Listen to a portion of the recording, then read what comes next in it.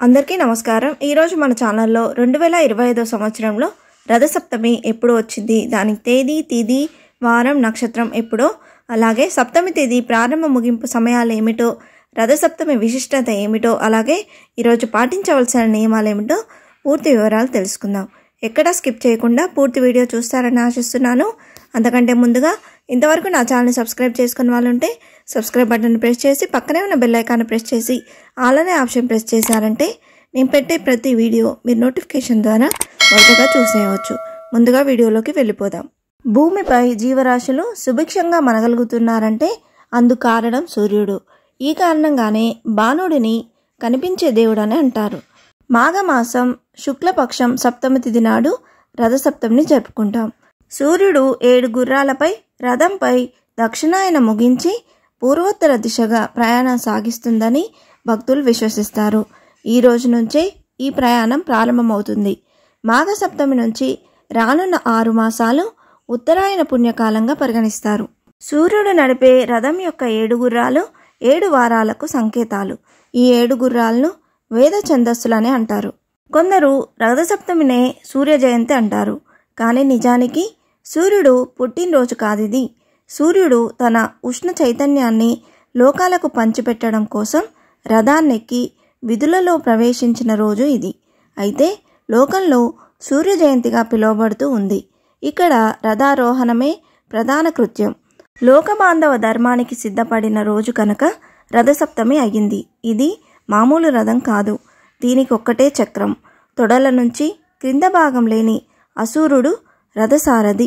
ఛందస్సులనే గుర్రాలే ఈ రథాన్ని లాగుతాయి। ఏమాత్రము నిలిచే ఆధారం లేని ఆకాశంలో ప్రయాణిస్తుంది ఈ రథం। ఇన్ని విలక్షణమైన విశేషాలున్నాయి కనుకనే ఈ పండుగని రథం పేరు గల సప్తమిగా వ్యవహరిస్తారు। సూర్యుడు రథోద్యోగంలో చేరింది మొదలు రాత్రింబవళ్ళు తిరుగుతూనే ఉన్నాడు। ఒక్కరోజు కాదు, ఒక్క నిమిషం కూడా ఎక్కడా కూర్చునే ఉద్యోగం కాదది। ఆయన సారథి అంతే। కాళ్ళున్నవాడు ఎక్కడికైనా ఎప్పుడైనా విహారానికి వెళ్ళవచ్చు, కానీ వికలాంగుడైన అసూరుడు అలా చెయ్యలేడు। కాళ్ళు లేకపోవడం వల్ల అతడు మన పాలిట వరం అయ్యాడు। సూర్య రథానికి ఉన్న గుర్రాలకు ఎప్పటికీ అలసట లేదు। గుర్రం వేగవంతమైన చైతన్యానికి చిహ్నం। సూర్యుని 7 గుర్రాలు 7 రకాల కాంతి కిరణాల్ని ప్రసరిస్తూ ఉంటాయి, కనుకనే సూర్యకిరణాల్లో 7 రంగులుంటాయి। సౌర కుటుంబంలో అన్ని ప్రాణులకు సూర్యుడే ఆత్మ కాబట్టి సూర్యోపాసన చేస్తే రుణ రోగ శత్రుబాధలు నశిస్తాయని, సూర్యారాధన వల్ల 7 జన్మల పాపాలు తొలగిపోతాయని శాస్త్రాలు చెప్తున్నాయి। 2025 సంవత్సరంలో రథసప్తమి ఎప్పుడు వచ్చిందో ఇప్పుడు తెలుసుకుందాం।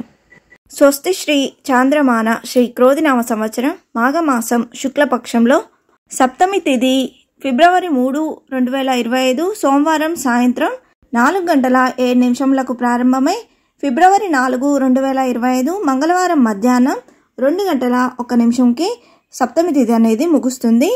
హిందూ పంచాంగం ప్రకారం సూర్యోదయానికి ఏ తిథి అయితే ఉంటుందో ఆ రోజు ఆ తిథిగా పరిగణిస్తాం కాబట్టి సప్తమి తిథి అనేది ఫిబ్రవరి 4, 2025 మంగళవారం ఉంది కాబట్టి రథసప్తమి పండుగను ఫిబ్రవరి 4, 2025 మంగళవారం రోజు జరుపుకోవాలని పండితులు సూచిస్తున్నారు। జిల్లేడు ఆకుకు అర్మపత్రం అని పేరు, సూర్యునికి అర్మహ అని పేరు। అందువల్ల సూర్యునికి జిల్లేడు అంటే మిక్కిలి ప్రీతి। జిల్లేడు ఆకులు సప్తాశ్వములకు చిహ్నం మాత్రమే కాక 7 జన్మములలో చేసిన పాపములను 7 రకములైన వ్యాధులను నశింపజేస్తాయి। రథసప్తమి రోజున నదులు చెరువుల్లో తలపై దీపం పెట్టి వదిలివేస్తే మరుజన్మ ఉండదని భక్తుల విశ్వాసం। జిల్లేడు ఆకులు శిరస్సున 2 భుజాలపైన రేయి పండ్లు పెట్టుకొని స్నానం చేస్తే 7 జన్మల రోగాలు పోయి మనస్సు, నవరంధ్రాలు, పంచేంద్రియాలు జాగరూకమవుతాయని పెద్దలు చెప్తున్నారు। ఇంతే ఫ్రెండ్స్, ఈ వీడియో మీకు నచ్చిందని ఆశిస్తున్నాను। ఇలాంటి ఇంట్రెస్టింగ్ వీడియోస్ కోసం please subscribe my channel and press the bell icon. అలాగే లైక్ చేయండి, షేర్ చేయండి। మీకు ఏమైనా సందేహం ఉంటే నా కమెంట్ బాక్స్లో పోస్ట్ చేయండి। Thanks for watching.